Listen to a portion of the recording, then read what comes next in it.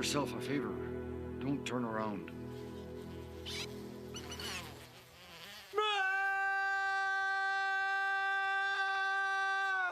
I told you not to turn around.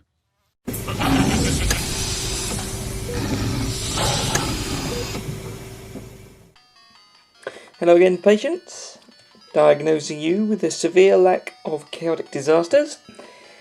So we're looking at Apache Overkill, the 16th 8-bit retro game.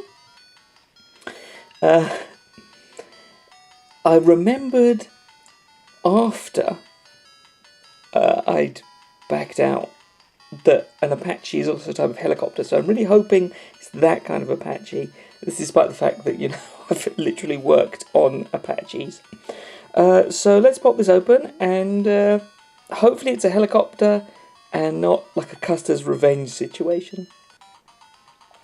Oh, thank goodness. However, those helicopters seem to be shooting lasers out of their windscreens. Frickin' laser beam! And those are UFOs. Whatever, let's see what happens. Okay. So I can hold this down. And I've got a life bar, not rather than hearts. Which is a nice change of pace. Oh, I could barely see those UFOs. They seem to blend into the background. So for every couple of lasers, I shoot a missile. Ooh. Ooh. Double power up, but they seem to erase each other. Now, right at the start, I pushed the top button, which I've discussed before, how I automatically push the top button even though the bottom button always ends up being the one I should be using first. And that seemed to drop a nuke that cleared the screen straight away when there were no enemies on the screen, so it just goes to show. Now these little parachutes remind me of Star Battle and how I dodged the power-ups for half of the game. Now, my dad watches the series, and he typically... Oh, I think I might get another nuke here. I don't seem to have a nuke counter though, so we'll find out in a second when I try it. Anyway, my dad watches these usually about a day later, and so he was watching it downstairs, and I happened to be having a poo at the time, and he comes, I hear like thundering from the stairs as he pulls himself up, and he's so incensed by the fact that I didn't realise that the parachute power-ups were power-ups that he ran upstairs to shout at me through the toilet door. I'm like, calm down. Just a little story for you there.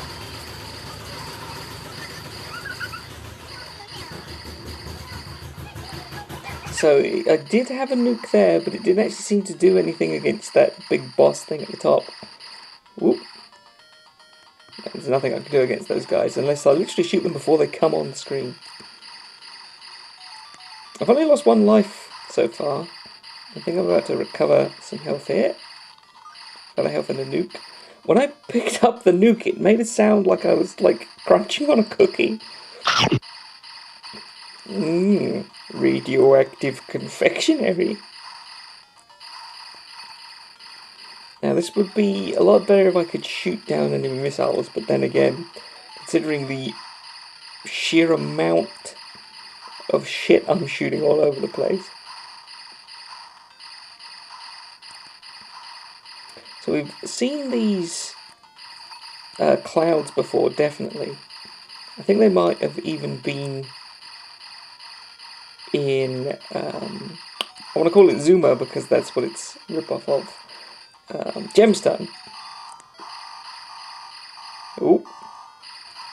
The Mega Man boss incoming noise there.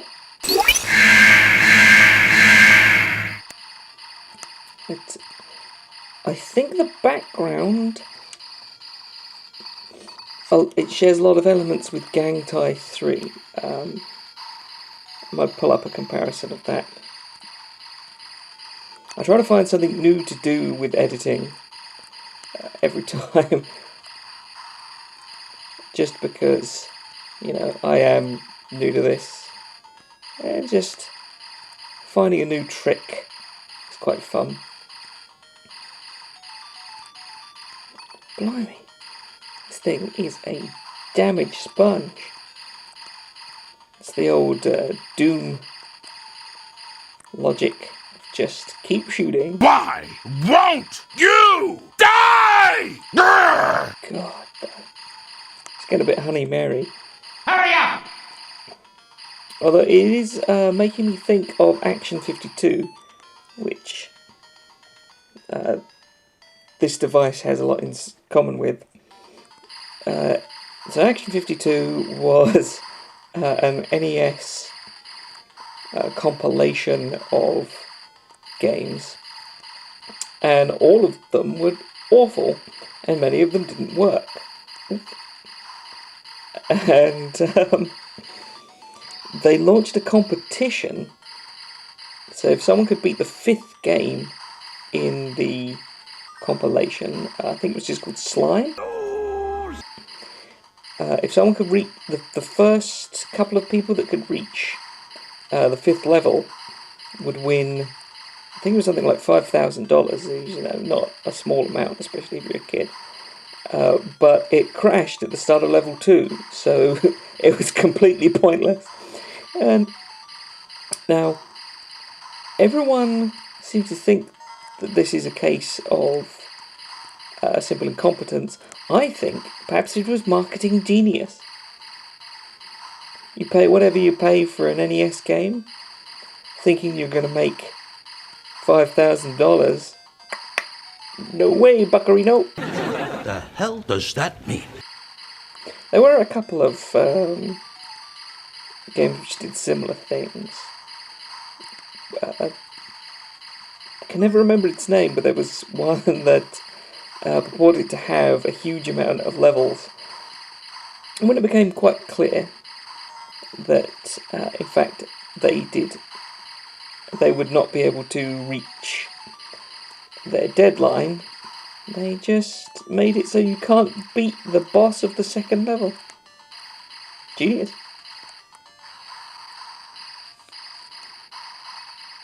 Well,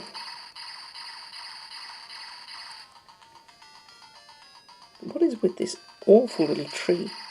I hate it, the little lollipop tree.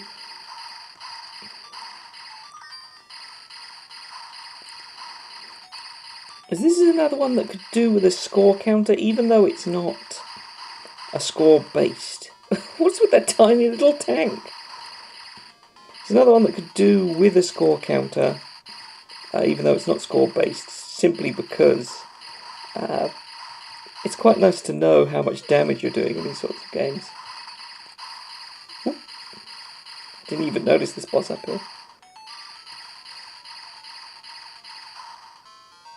Oh. Well, I think that's enough of that anyway. So that's Apache Overkill. I do really like the way that the helicopters shoot lasers out of the front there rather than from any sort of gun. So in terms of gameplay, I'd say this actually scored fairly highly. It's not incompetent. I would call that an 8 out of 10. I could quite happily sit there and play that for longer. In terms of ridiculousness, the most ridiculous thing of it is that a single helicopter is completely annihilating what appears to be an entire country's worth of military, which, that's just video game fare. So that's a 5, that's just a normal. If it's less than 5, that means that it's like boringly mundane. So, you know, if somewhere in here there's like factory box packing simulator, that'll score less than a 5. And in terms of name accuracy, I can confirm that there was a helicopter, which I assume is the Apache, and there was a lot of overkill. I must have killed thousands of people when I only got to like the middle of level 2. So it looks like tomorrow we'll be on to... Oh, didn't actually finish that, did I? So I'm going to go ahead and give that a 9 out of 10 for name accuracy. So it looks like tomorrow we're on to a where to go, which we know exactly where to go. Straight back here, same time tomorrow.